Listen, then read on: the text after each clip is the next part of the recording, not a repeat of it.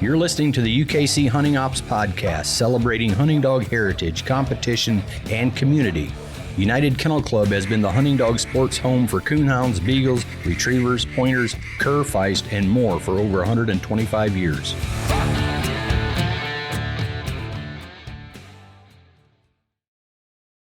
Hey, Alan, did you get into anything fun this weekend or what? Yeah, actually I did. I didn't coon hunt, but I got old Henry, broke him out of the kennel. He's been sitting in the kennel. All my beagles have. So I feel bad. Every night I go out there and feed him. I think, gosh, I haven't turned him loose since spring. Yeah. So I did get a chance to get old Henry out. I actually went hunting with Willis Yoder, lives in my part of the country there, and he has his world champion Beauty. He had called me up and asked me if I wanted to go run the dogs a little bit, and I said, heck yeah, sounds like a good idea. Northern Indiana? Northern Indiana, yeah. He only lives 10 miles from me, so we went and ran the dogs, and he ran his Beauty dog and another pup off of her. So we had a good time there, and he's an auctioneer too. So the other thing he wanted me to go with him was go to the World Livestock Auctioneering Championship that happened to be in Shipshewana there at the trading place. So I'm all about that, so that's what we did. It was a great time. Yeah. Ended up sneaking into the top 10. We got there a little late, but they were still in the top 10 for the auctioneer stuff. And man, those guys are so awesome. It's ridiculous. Right. I know you sure like that kind of stuff, don't you? Well, I do, and as soon as you think you got a little bit of a chant down, you go listen to some of those guys. Yeah, I go, this is like amateur hour for me. But it was perfect weather this weekend to run. Oh, yeah. For middle of June, you couldn't ask for better than that. Right. It was really good. Absolutely beautiful. So on today's episode, we're going to get started out talking a little bit about plot days. Actually, a little bit of breaking news, I guess. Just got off the phone with the president of the Plot Hound Association a little bit ago, Tony Bills, and they have rescheduled the event that got canceled back in the middle of June, and they've rescheduled it for August 18th through 20th, and it's going to be down in Brazil, Indiana.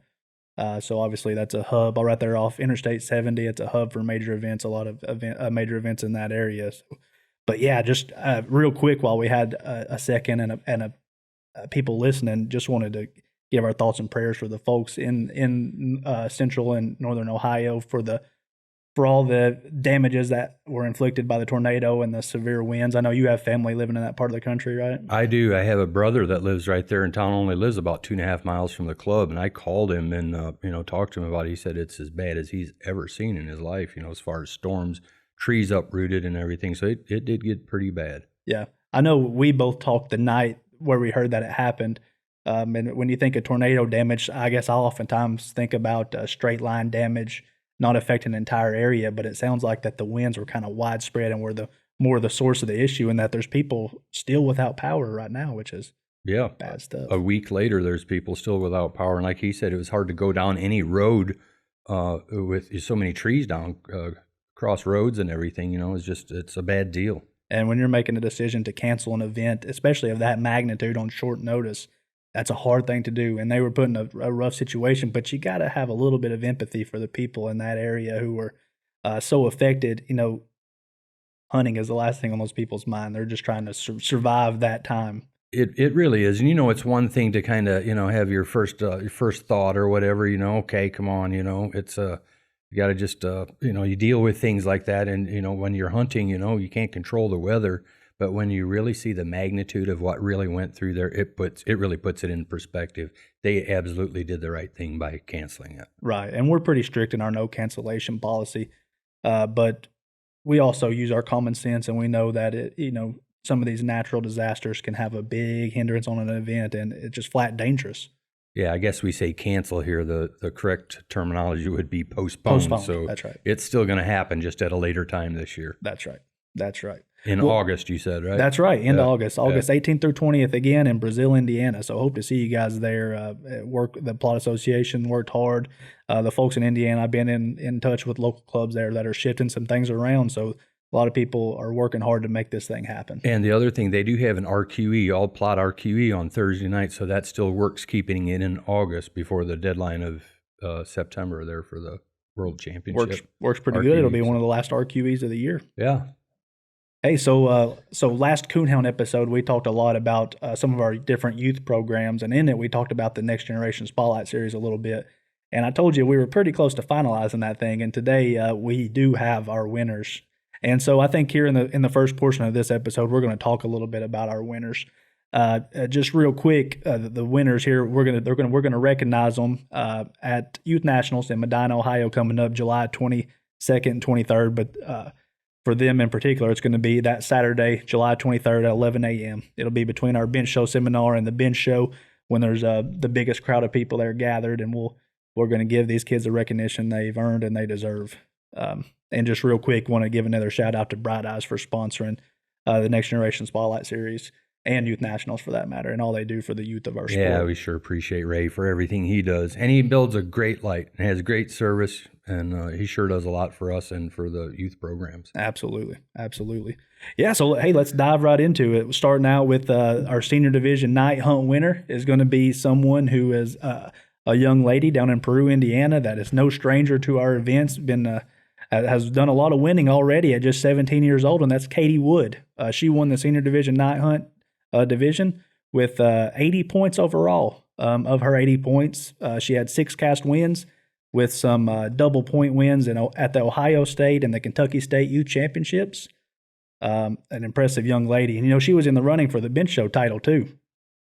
She's kind of one of the dual purpose handlers that we have in our sport that's coming up right now. And so impressive for her to win that. And she's got this one blue tick I know she's won a lot with all across the country the last couple of years. So she's been Blackjack, I believe his name. He's was in the top 10. He actually was the blue tick breed winner at our first top 10 where we paid money.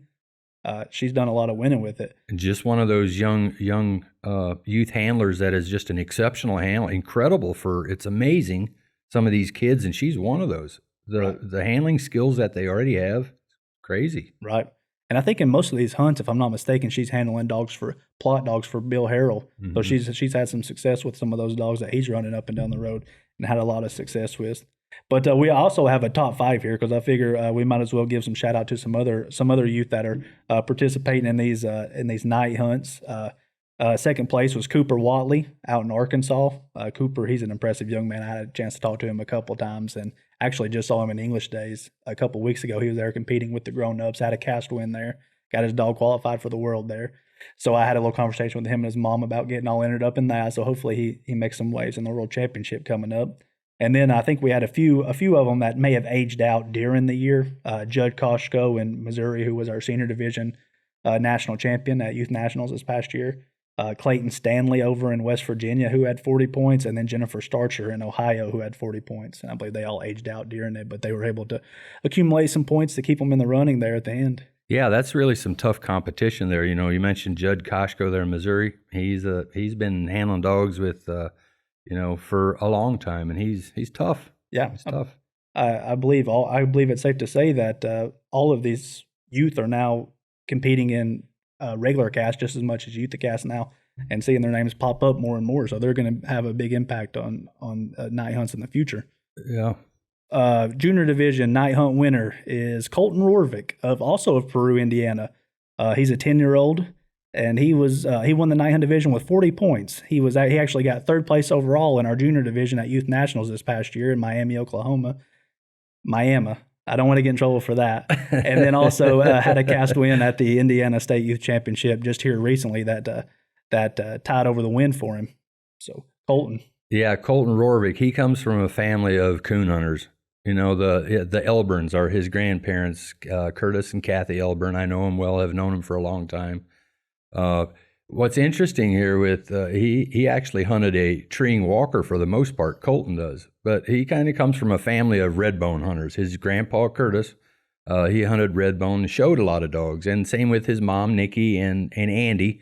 They show a lot of redbones and some leopard hounds as well. But they come from a family of coonhound people, and they just kind of passed it on down to all the grandkids, and they're doing an excellent job. It's just again how crazy good these young guys are, and Colton is one of them, 10 years old. Yeah, just doing a great job. What's interesting, we have pictures of Curtis and Kathy with their 2 kids in strollers at our events like Autumn Oaks, and now Andy and Nikki's kids are participating in these events. That's just so cool. And here's Colton. He's one of those winners.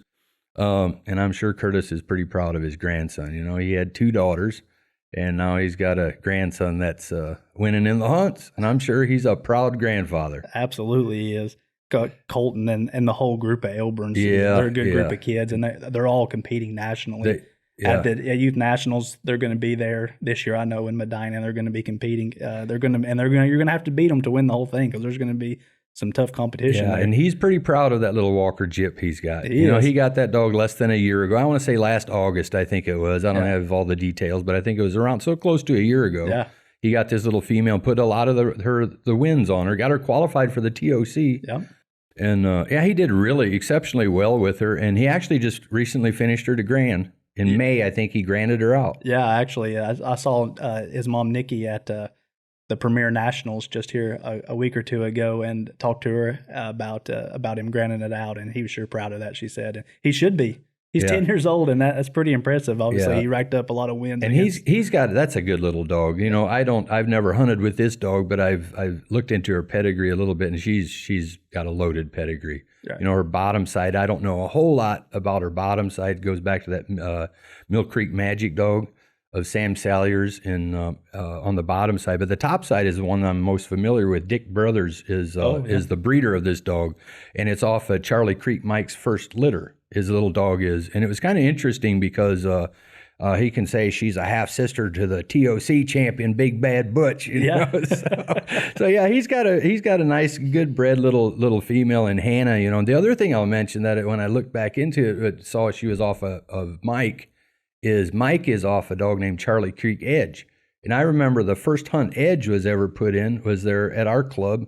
And he was first entered in the show. I remember this because he was an exceptional looking dog that day, and I was judging the show. Mm. And he was my best male of show that day. He goes out and puts him in the hunt, and he comes back with the high score that day. It was actually RQE.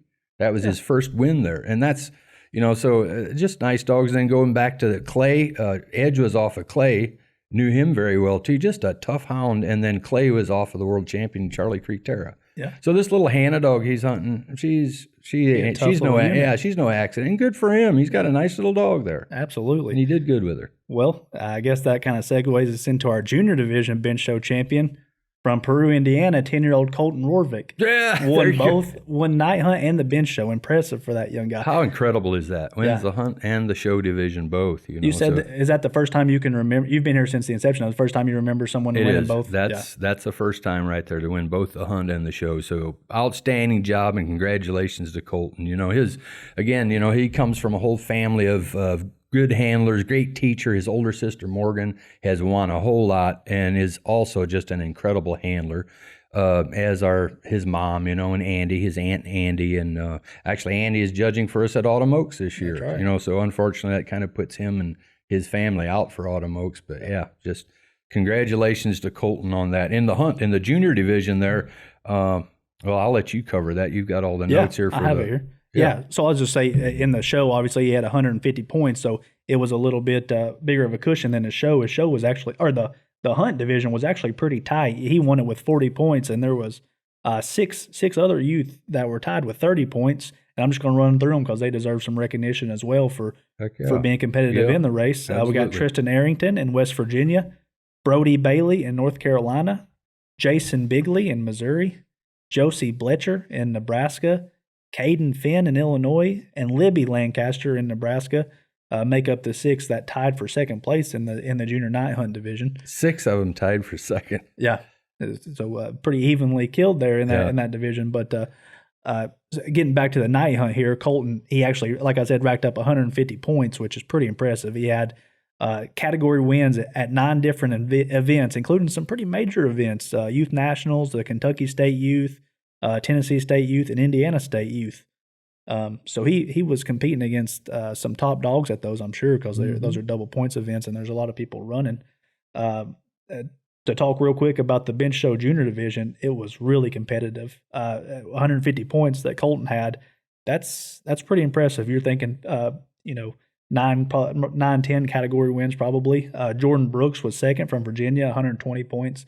She's another one of those youth that are just impressive to watch show. She's highly competitive. Eric and Leslie's daughter. Yes. Yeah.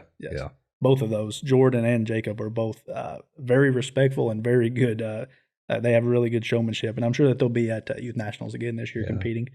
And then we actually had Libby Lancaster, who I just mentioned in the hunt portion, who tied for second, actually came in third here in the show division. So she's also one of those dual-purpose type handlers. Paisley Warner from West Virginia had 100 points, and then Eva Lancaster, who is Libby's younger sister, had 60 points from Nebraska. And Nebraska, they probably don't have as many events readily available to them as some of these people in the Midwest. That's a good point, and kudos to both of those siblings for their outstanding year they had in the series. Absolutely, good job, everyone. Absolutely. And then to tie it up is probably our most competitive division, which was the senior bench show division, where Brooklyn Sargent pulled out the win. She's 14 years old. She's from Sparta, Kentucky, and she racked up 540 Spotlight Series points this year. Wow, that is just crazy. Incredible again. Yeah. So this is my fourth year keeping tabs on this race and doing it, and it was the biggest point total by far. Yeah. So you gave us a printout here of all their wins and everything, and the detailed summary here that we have printed out here, and I counted them up a little bit ago. 9 different states this young lady won in. 9 different states. Yeah. I also have some more numbers to throw at you here for Brooklyn. 46 category wins in the year at 28 different events.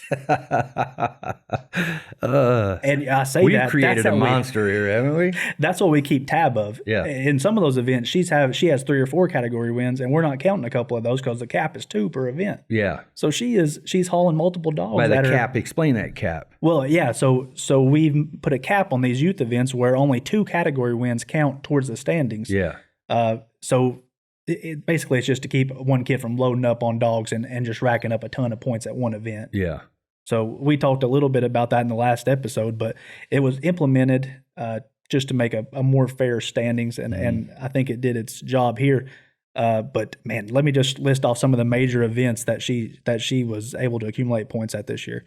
Michigan State Youth Championship, Ohio State, the BBCHA Fall Roundup, Tennessee State, the Grand American Youth Show, their Ohio State Young Guns Banquet Show, the Indiana State Youth Championship, the Plot Association Youth Championship, the Alabama State Youth Championship. That's pretty incredible because she's going against top-end dogs there too. And what state did you say she was from? Kentucky. Kentucky, okay. Yeah. I know that if we were to talk to her right now, she would give a lot of props to Angie Cable because I believe I saw her in Brooklyn at all over the country this year. They travel just as much as I do, if not more. It looks like. It looks like. So, but we would be remiss not to mention Hannah Cable in this category as well because they actually tied. Oh wow! 2 youth with 540 points each, and we had to go down to our first tiebreaker, which was most category wins, where Brooklyn edged out Hannah just a little bit, but. So give Hannah of Ohio some kudos for her running on this. She won the Spotlight Series last year, and this year just barely edged out just due to a tiebreaker. 14 years old and still has 3 years in this series. Yeah. Wow. Yeah, and I just looking at this top 5 standings here for the bench show senior division and Spotlight Series standings. Brooklyn Sargent, Hannah Cable, Katie Wood, who won the Night Hunt senior division, Hunter Shiflett of Virginia, 170 points. Abby Weber of Ohio with 150 points. These 5 right here, they're showing all over the country, but they're not just showing in these youth events. They're showing and they're competing and they're winning all events out and there. They're very capable handlers. Yes. These 5 here are going to leave their mark on shows for years to come. I promise you that. Yeah, it's quite impressive what this series has done for some of these younger handlers like this. It's just really got them more involved, and the experience they're getting and the effort they're putting into it is just incredible and great to see. Congratulations to all these winners. Absolutely, every one of them, all of them.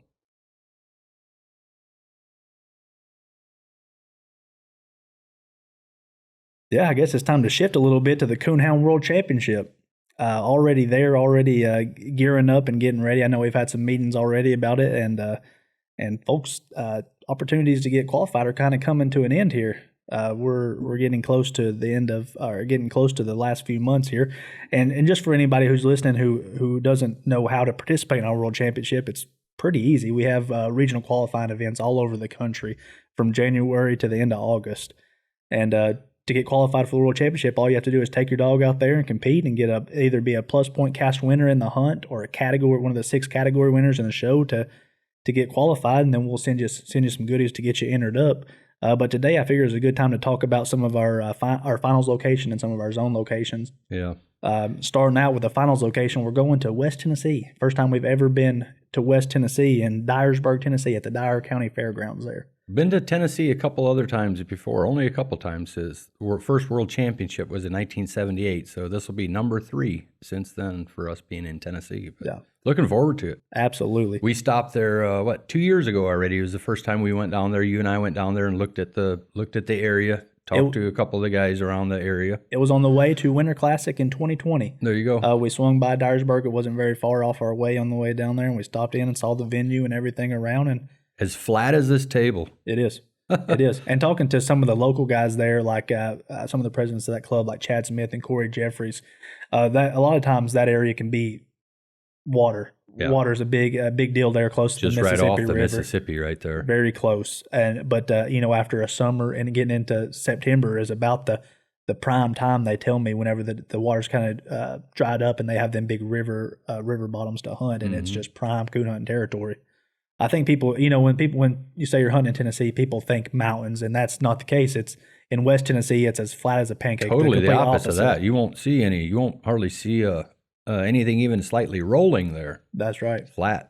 And it's a prime location for travelers, too. It's right off I-55. You will not miss it there at the Dyersburg exit. You can actually see the fairgrounds from the highway, can't you? You'll pass right by it. You'll see the back of the buildings right there, just about 100 yards off of the interstate. So it's very handy there. And it's a happening city. There's plenty of venues there. There's restaurants and hotels, plenty, and a lot of things to do there. And it's a farming community. It is. Yeah.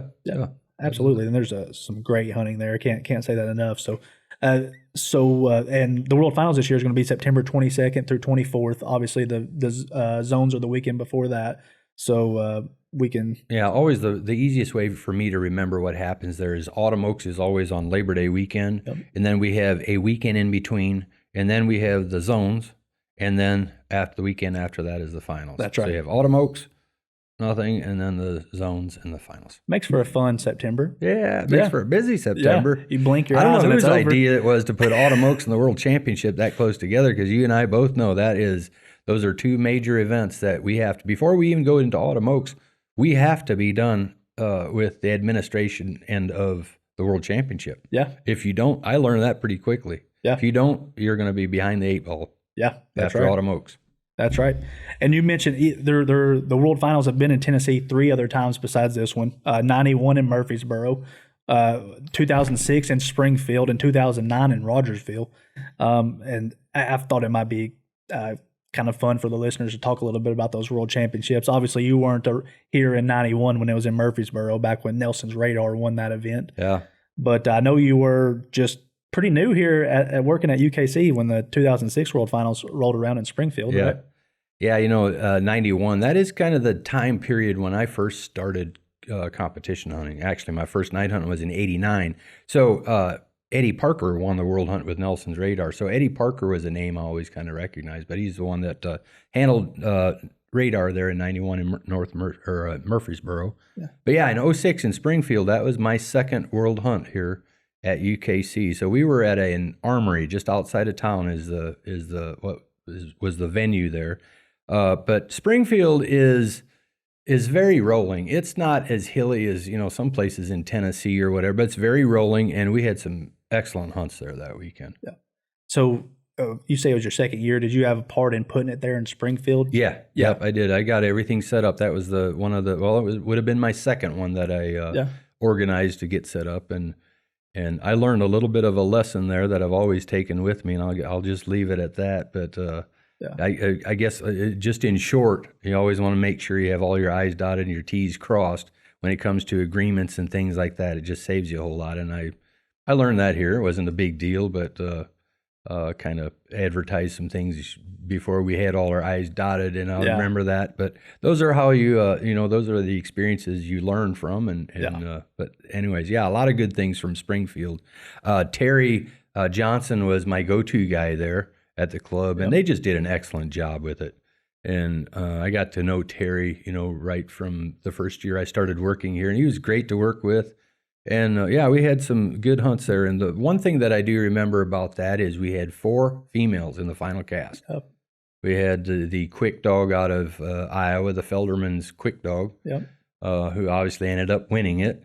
Todd Felderman handled the dog, and then his dad Dennis. They were there, and they're great people. Right. That's the first time I ever met them, was there at the hunt, and they had Split Creek History Quick was her name. Yep.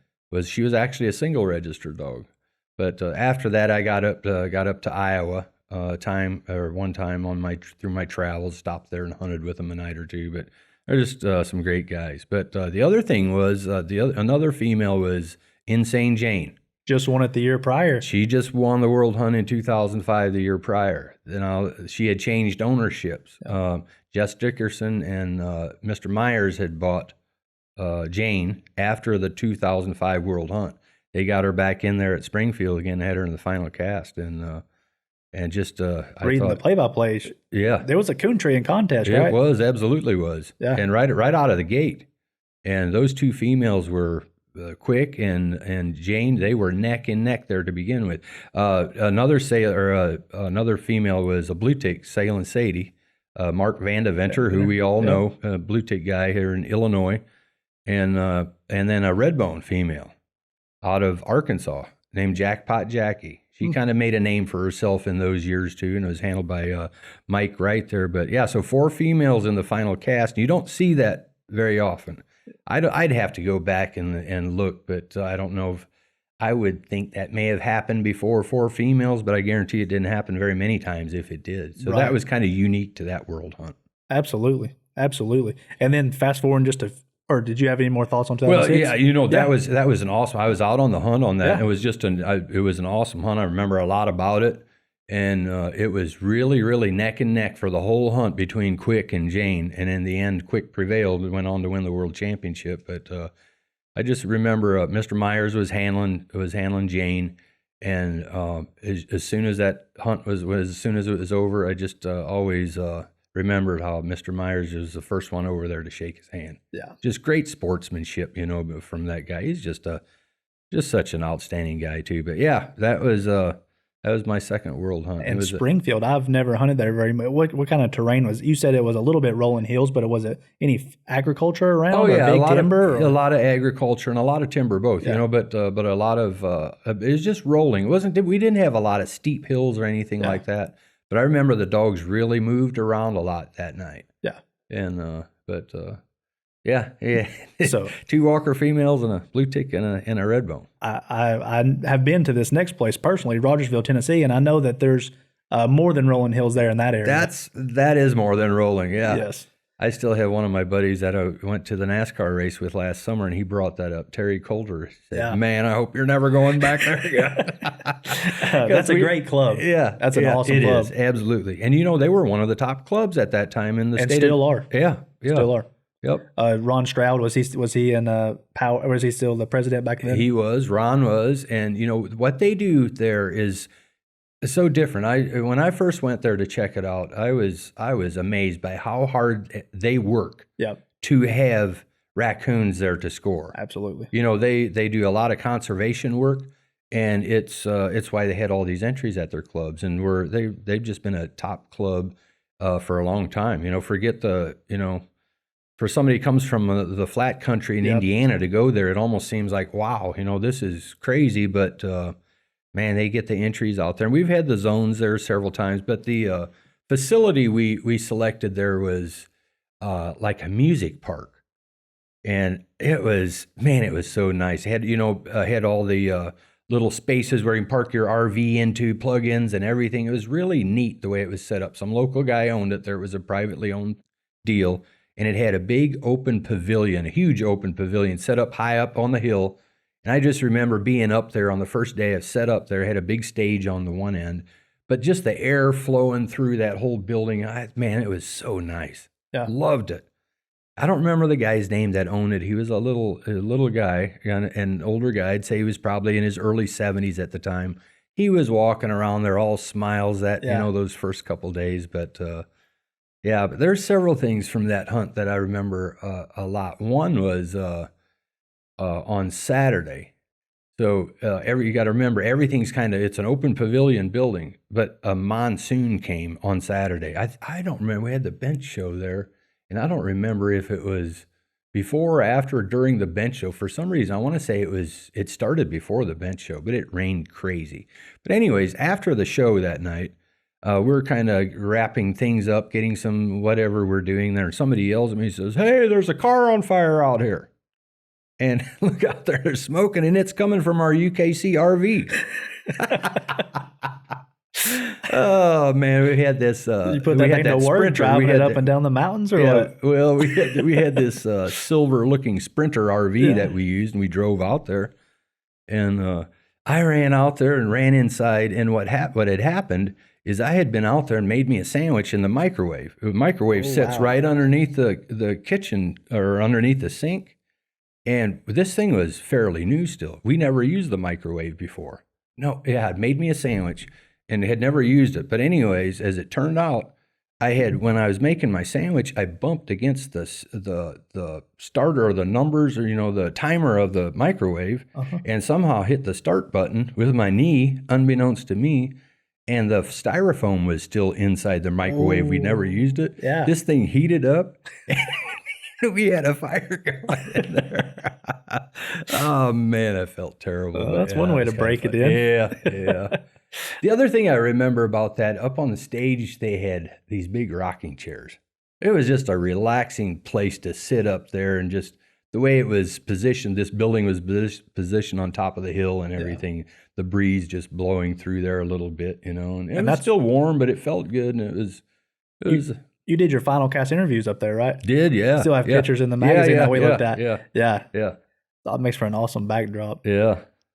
Just to go back to one thing you said that stands out to me, growing up in East Tennessee and my dad telling stories about hunting back in those times and how scarce the coons were in that area, and the local coon clubs actually importing them in from different parts of the country, just trying to make them stick. Mm-hmm. And now fast forwarded now to, 30, 40 years later, after those guys put all that effort into it, paying for those coons to come into the area and how they've kind of taken a hold there, and now you can actually tree some game there, man. Yeah. And, on another, it was kind of a serious ordeal that happened there that I do remember, and I should have looked it up, and I so apologize. I don't remember the feller's name exactly, his last name or whatever, so I'll just, but it was somebody that came and helped us judge on Thursday night. And at that time, we still hunted the late round on Thursday. Yep. This young man at the time, he worked that day, that Thursday he worked. He comes, judges for us early and late, all night he's up. Yeah. He drives home after that and he gets in a wreck. And busted him up pretty good. Yeah. And put him in the hospital, and man, that was tough on me. Yeah. It just really put it into perspective. Somebody came out to help us put on a hunt.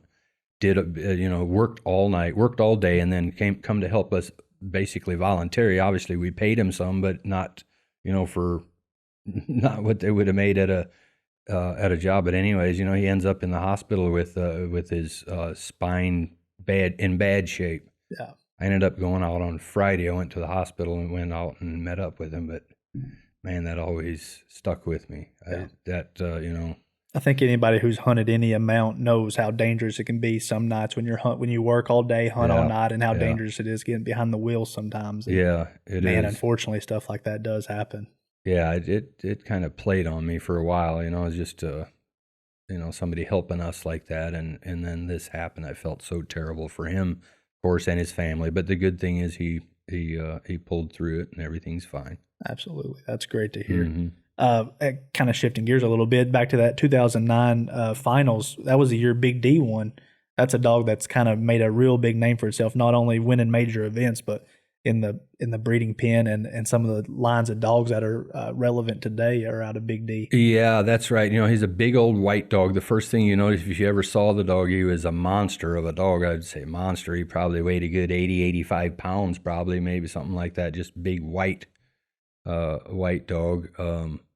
But yeah, he'd already won quite a bit, something like Walker Days. I want to say he won Walker Days earlier that year and was kind of making a name for himself. And he kind of rolled through. But there was him, a dog out of North Carolina named Rolling Rock, O.E. Chubbs. He's since passed, but I remember I got to know Chubbs. What was his name? Not Chubb, or Chubb Spades, I think. Yeah, Chubb Spades. And he owned that dog, but there's a boy out of Ohio that was actually handling the dog. And this dog he was kind of made a name for himself coming up from Thursday, Friday, and the hunt's on, A lot of people were looking at him, and he was a tough hound, and he showed it that night as well. And then that was Brent Goss out of Ohio that handled him. And then there was one from somewhere in Tennessee. Yeah. Robert Shelton had his hammer dog, and I believe he was from your area somewhere. He's from Loudon, Tennessee, just a little up the road from me. I've hunted with Robert a few times coming up, and just a great guy, and he always is packing a nice dog. And I've heard of Hammer a lot, never had the opportunity to hunt with him. But yeah, and he looked good that night too. Then there was a Walker female out of New York. What was Kara was her name? Clear Creek Kara, Todd Hill out of New York. So that was yeah. So Randy Stedman was judging the cast that night, I remember. And one other thing I remember is they treed several coon. I'm going to say 3 or 4 in that cast. Yeah. But one thing I remember is we were standing there and somebody says they smell cucumbers. Yeah. And I'm like, oh, that doesn't mean anything to me. What do you mean? What's that about? Oh, that's what is it? Copperheads. Copperheads. Yeah, that's it. Yeah. And I'm like, nah, this is not where I want to be. Yeah. But yeah. You want to be uncomfortable, be a few ridges over from the truck hunting by yourself and smell some cucumbers in the middle of the woods. Yeah. That'll make you a little uncomfortable. Oh, yeah. But what, and we got into some hilly stuff, but it wasn't that bad that night. But that's one thing I remember. And the other part of it that I do, Rock and D ended up kind of seesawing back and forth a little bit there at the end. And I remember Rock was the last tree we scored. And if we found his coon, he was going to win the world hunt there. But ended up being a circle tree, and Big D ended up winning the hunt. It's one of those breaks they talk about, isn't it? Yeah. And now since then, Big D's went on to make a big name for himself and really has done a lot of reproducing. And now you see a whole lot of his grandsons and granddaughters that are really, still out there and doing a lot of winning today. That's right. Goes back to Big D, and that's where some of these white dogs today go. Yep. Probably carries from that gene that he had. I looked at the number of pups he had, 286. 55 of those are titled.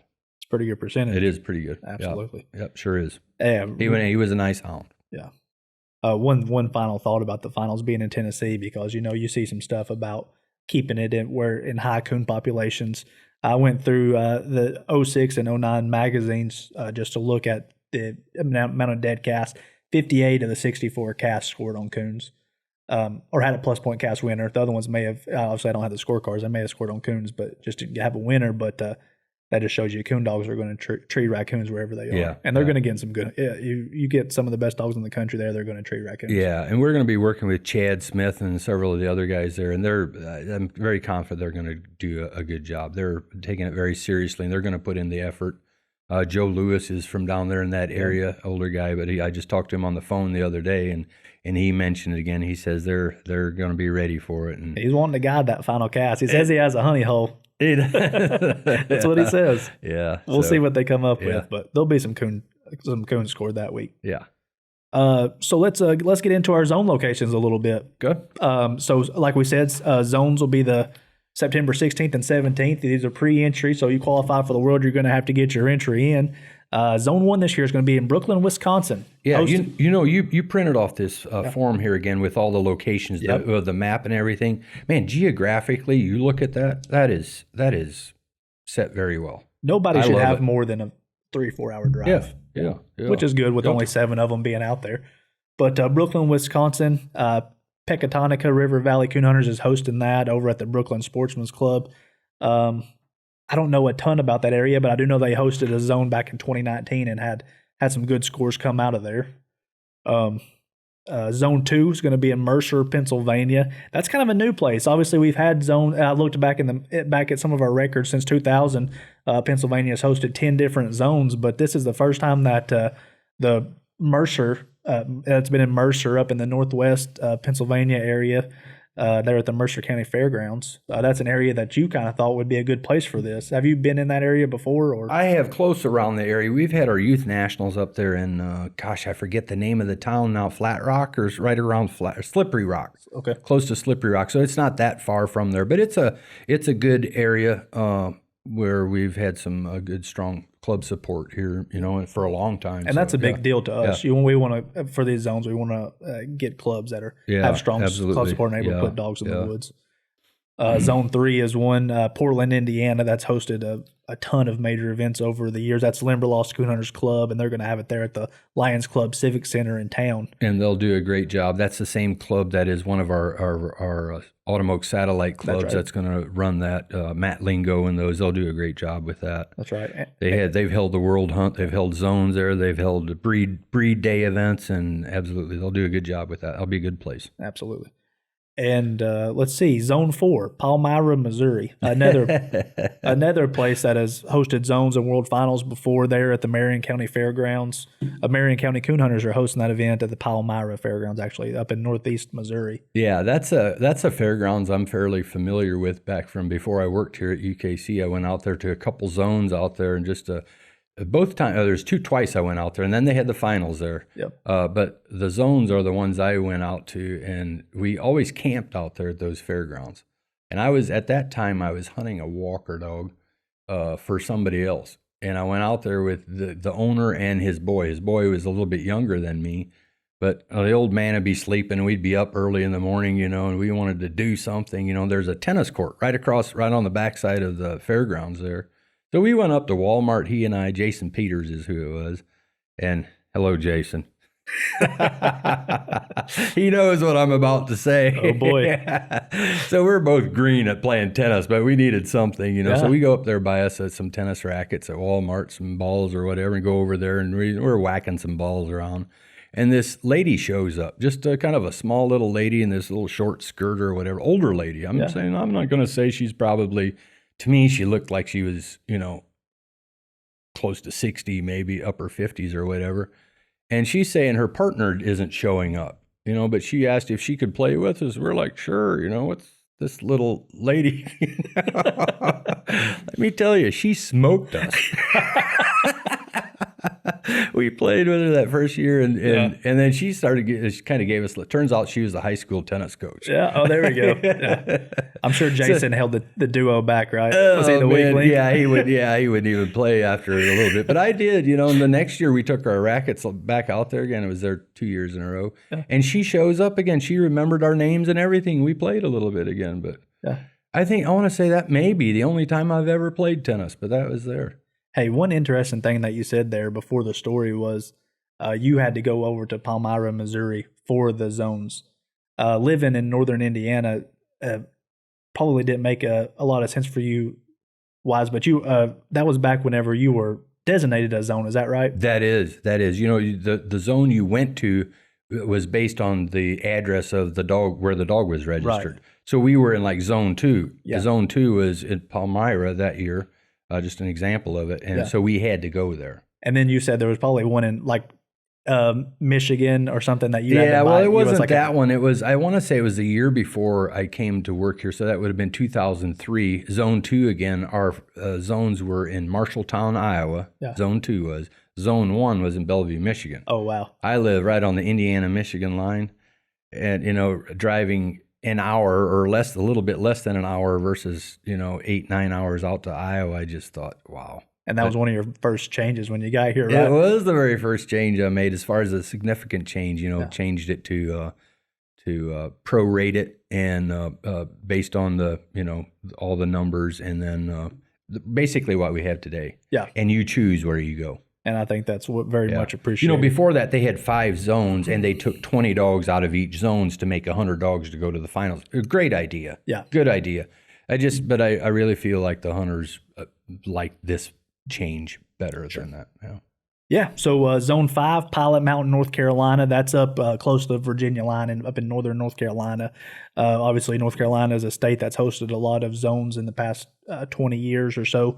Pilot Mountain's even hosted a couple themselves, so they'll do well with that one. Zone 6 is a club down in Clarksville, Georgia, the Habersham Club. That's a club that this is their first time hosting a zone, and I think they're pretty fired up to be able to host it.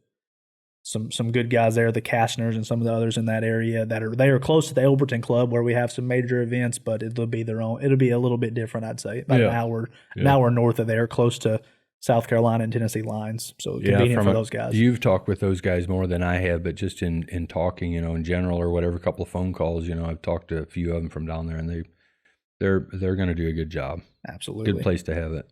And Zone 7 and the final one is down in Queen City, Texas. They're going to be at the Cass County Coon Hunters Clubhouse there, hosted by those guys, the Howards and those in East Texas, pretty close to Arkansas and Louisiana. That's a place that's hosted a few zones as well. They have. The last time that we've had them there has been since I've been here. It was the year we had the finals in Shreveport, Louisiana. I want to say that was 2012, 13 maybe. I don't know exactly. 2012. Okay, yep.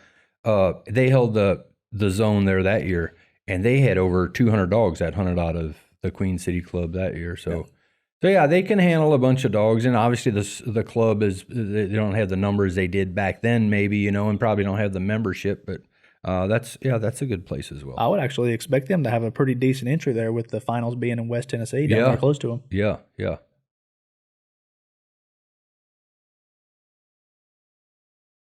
Yeah, so now that we've talked a little bit about the locations and the dates, we'll talk a little bit about how to get entered into the World Championship. For those of you that have earned a plus point cast win, or a category win at an RQE so far this year, you should have gotten a qualifying receipt from the host club. If you didn't, we are in the process of mailing them out. We're just going to mail them out to everybody, along with also your certificate of achievement, and for the night hunt plus point cast winners, your gift certificate. And a gift certificate is something that we've actually worked on this year to improve them, make them where you can use them on more things and more accessible for what we have, since we're kind of shifting towards online entry, right? So for first place overall at the RQEs, they're going to be getting $50 gift certificates. Yeah, and the reason we did that 50, that's one that up from what it was. We used to provide them a plaque. Yep. And it got to be quite an ordeal to make everything happen, shipping all the plaques out to the clubs. And honestly, I'm kind of glad we did it in 2020 and now 2021, the way the mail is. We've had to eat a lot of cost resending plaques. Resending and all this and that. So I think, that's why one reason we upped that first place up to a $50 gift certificate. And that's a nice little deal. And the rest of them are getting, 30? Every other plus one cast winner gets a $30 gift certificate. There you go. Yeah, and it actually made them way better, in my opinion. It used to be that you could use them to the end of the year. Now you get a full year from when you qualified to use these gift certificates, and you can use them like you could before. You can use them anytime you enter hunts or anything like that, but you can use them for your online entries. Well, that'd be UKC only hunts, right? Not just any hunt, but hunts that we administer, like Autumn Oaks Winter Classic, the World Championship, Youth Nationals, hunts like that. Yeah, not TLC, at the Bellevue Coon Club or what have you. Yeah, and you can actually each of your gift certificates is going to have this original code here that you're going to put in at the time of checkout, and you can actually use it on like online singles or litter registrations or Coonhound bloodline subscriptions or different things like that. And that's new. That's new this year. Before, they had to turn those gift certificates into us, whether it be at Autumn Oaks, or mail them in with a lot of them just mailed it in with their World Championship entry. But this year they can enter online and then use that and put that code in online, use it for their entry. Or anything online, UKC, not anything. Everything but performance or UKC merchandise, apparel, yeah.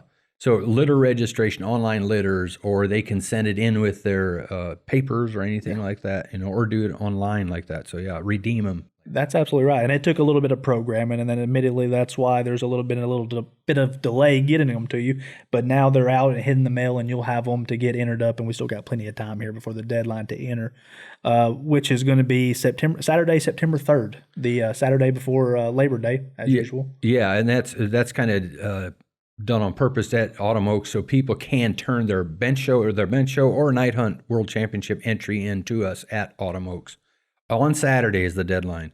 Now, it seems every year Sunday morning we'll have somebody slip up and say, "Hey, take this," take this. And the deadline is Saturday. We cannot take them Sunday morning, so make sure you turn them in at least by Saturday. They're at to UKC at Autumn Oaks. That's right. So there's 4 different ways to enter into the World Championship. Like you mentioned, you can turn it in at Autumn Oaks before Saturday the 3rd, or on Saturday the 3rd, no later. Also, right now, and where we're kind of steering people with the mailing issues that are going on right now, is to enter online, ukcdogs.com/Coonhound-World-Championship. Obviously, you can navigate to our website and go to the Coonhound events and programs and get to the Coonhound World there, and the tab there is pretty easy. And that's actually been open since January. We have quite a few dogs already entered online, but you can enter online right now as you're listening to this. Enter online now. Don't forget. And you, like you said, you can still mail it in if you want to, but I would really caution folks, and I would encourage them, if you do mail it, take it down to your post office, get a tracking number put on it so you know where it is. That's just to benefit you, because if we don't have it before deadline, if we don't get it, based on the postmark, if we don't have it before the World Hunt, there is not anything that we can do.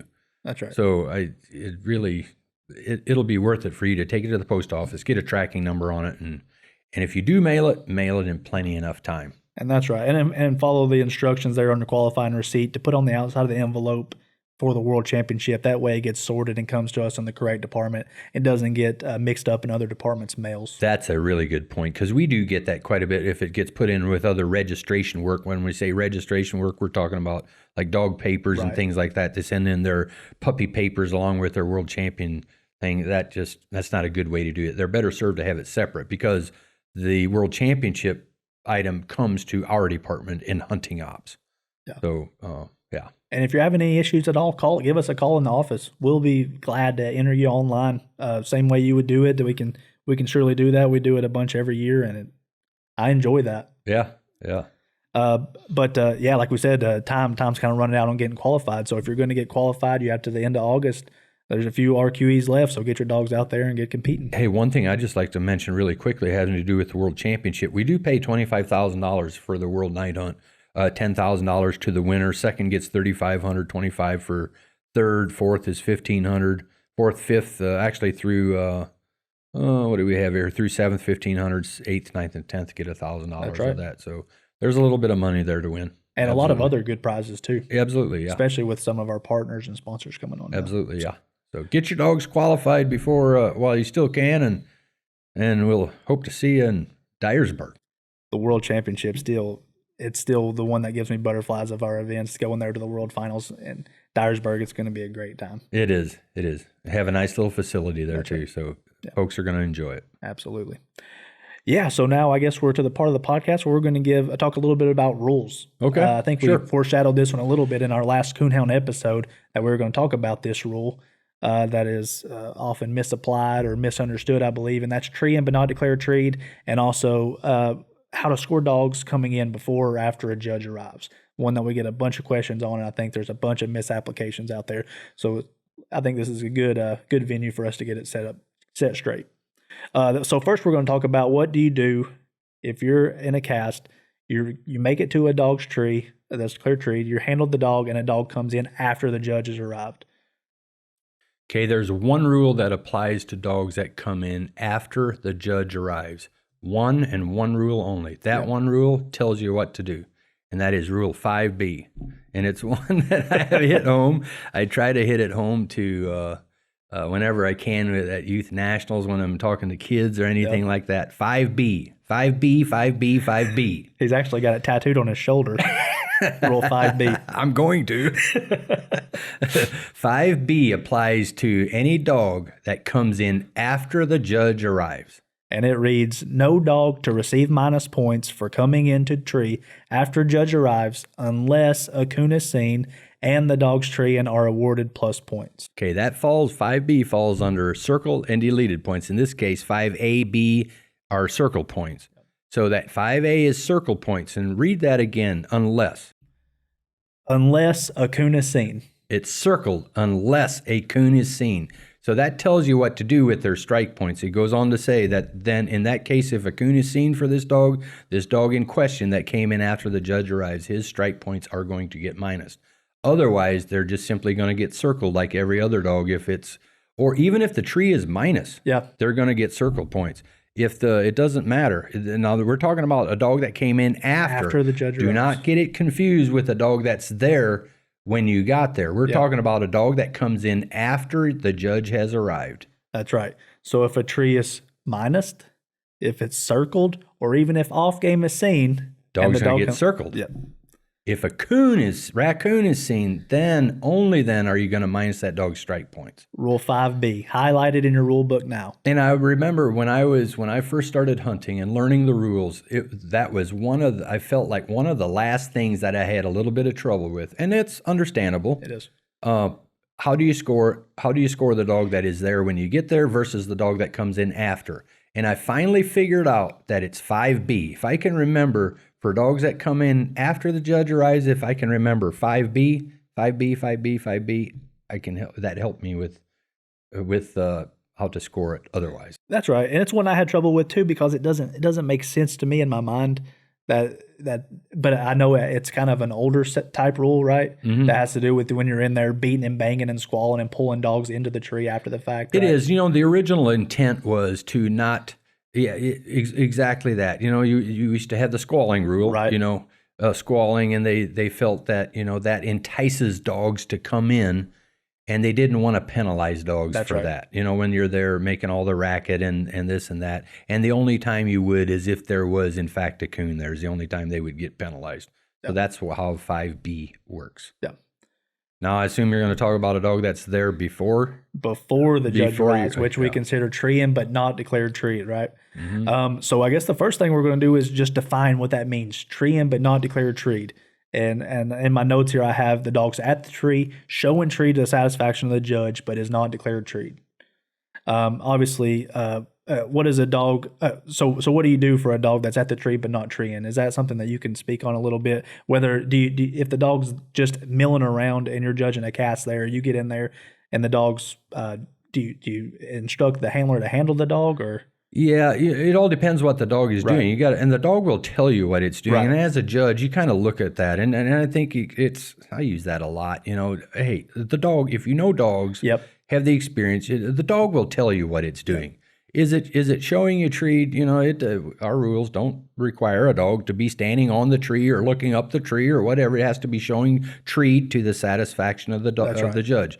So, but you're talking about a dog that is not barking at all, right? And hasn't barked, right? Okay, I think there's a difference. If there's a dog there that you haven't even heard or anything, you basically can't. It's not considered treeing. You can make that argument anyway. Yeah. It's not treeing, so it wasn't treeing, at all.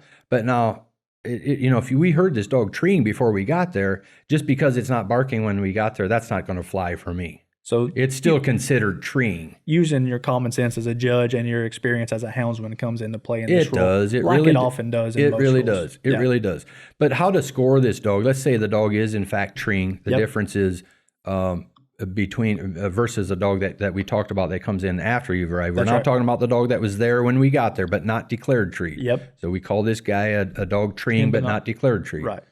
The biggest mistake handlers make or judges make is they want to score this dog right away before they shine the tree or anything. Yep. Wrong thing. That's where you get hobbled up.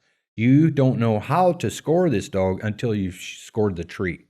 So if the tree there's a couple different rules that may apply. If it's circled, this dog in question is going to get circled with the rest of them. I'll let you take it from here. You probably got the rule pulled up. You don't have it pulled up? For circled? Well, no, that's just going to be rule 5. Right. Okay, and if there's a raccoon in the tree, this dog is going to get its strike points minus. That's right. And if it's slick or off game, if it's slick, the dog is going to get 25 tree points assigned, and then minus both strike at 25 and tree points and the tree. It's strike and tree. Yeah. Now there's one other situation. If a dog is shut out, in this case, or in any case when a dog is shut out means a dog has been struck and declared treed, and any other dog that trees with this dog on the same tree, that dog that came in is considered shut out. It can't get any strike points. In other words, its strike points are shut out. So if you are shut out, that dog means that dog has no points to strike points to circle, minus, or score. Yeah. Other than delete. So I do have some rules here to point out for each of those scenarios. Like you said, you get in there, there's a dog treeing but not declared treed. You're going to handle the dog, and then you're gonna shine the tree and figure out how you're going to score it. So let's say the tree's plussed. We're going to refer to rule 4D, which is minus strike points, and it reads: if dog declared treed after 3 minutes has elapsed, no additional dog can be declared treed at that particular tree. Dogs treeing but not declared treed when judge arrives receives minus strike points if coon is seen. Black and white, pretty straightforward there. Just have to read the entire rule to get your explanation there for that. Second scenario, you get in there, you end up minus in the tree. The tree's considered minus. You're going to refer to rule 4H. You're going to minus the strike points. You're going to assign 25 tree points to minus as well. That rule reads: dogs treeing but not declared treed when judge arrives will be assigned and minus 25 tree points on off game or slick trees. Dogs shut out on strike on slick tree or off game will receive minus tree points only. Refer to rule 6F for champion division cast and off game, which obviously tells us that if there's off game in the tree and a champion division cast, the dog's going to be scratched as well. And like you said, obviously, per the circle rules in the rule book, if the tree's circled, the strike points are going to be circled. Right. But another one that you alluded to there is a dog being shut out on strike. And if the dogs are shut out on strike, that's when you would refer to rule 5I in accordance with deleted points in the rule book. And that's whenever, let's see what it says here. That's just whenever you that takes precedence over the tree and not declared treed. You would you'd be shut out on strike, and you would just delete the strike points. Yeah. And one last thing for us to probably talk about is Rule 5I and how it ties into this rule a little bit. 4I, and I'll read that for you. Any dogs declared treed after 3 minutes expires and the tree is closed, that call will be accepted as a split tree. If dog is on closed tree when judge arrives, strike and tree points are scored as dog left separate split tree and is now considered treeing but not declared treed on this particular tree. So if the tree in there closed and if the tree in there is closed and your dog is treeing, sometimes you just have to prepare yourself to eat a little bit of minus rather than treeing your dog on a closed tree and accruing even more minus for yourself, right? True. Yeah. You got it. I think we've about covered it. I think so. I know that we have just that difference of a dog being coming in after you've arrived versus being there treeing when you arrive. Right. Difference. And I think there's some really good articles in our advisor columns that may be handy for you to either pull up on your phone and screenshot to reference if you're in cast and you need some circumstances that you need correct ruling on, or just make some notes in your rule book to refer to if you need to and get this call right. Absolutely, and it's also a good thing to flip the card over. Yeah. Read the rules. Absolutely. Flip the card over. It's all there. That's absolutely right. Well, I think that pretty much caps us out on this week's episode. We had a couple more rule interpretations we're going to get to in a few weeks, including one of the most talked about rules out there and controversial rules, which is the babbling rule. So that'll probably be coming up on one of our next episodes, as well as a pretty in-depth rundown on autumn oaks, which I'm looking forward to. That's coming up soon. So you guys stay tuned, and thanks for listening. Thanks for listening to the UKC Hunting Ops Podcast. Be sure to subscribe wherever you listen to podcasts and to like and follow UKC Hunting Ops on Facebook and Instagram.